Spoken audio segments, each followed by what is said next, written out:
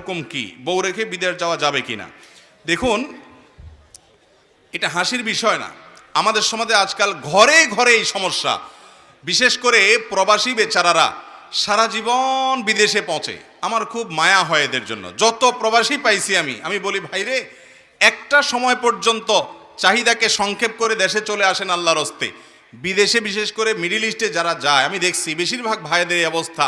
প্রথম গেলে বলে কি, যাওয়ার পরে ওই যে মার কথা, বইয়ের কথা মনে পড়ে, খুব চোখের পানি আসে, মনটা খারাপ লাগে। প্রথম যায় বলে যে শুধু ভিসার টাকাটা উঠাইতে পারলেই হয়, আমি আর এদেশে থাকতেছি না। মাথা খারাপ, আপনজন রেখে থাকা যায়, কিন্তু ওখানকার হালুয়া রুটি ভালো গুড়া খাওয়ার পরে এত মজা পেয়ে যায়। এরপরে বলে যে আচ্ছা, ভিসার টাকা যেহেতু উঠছে, একটু বাড়িতে একটা দালান ঘর করতে পারলে চলে যাব।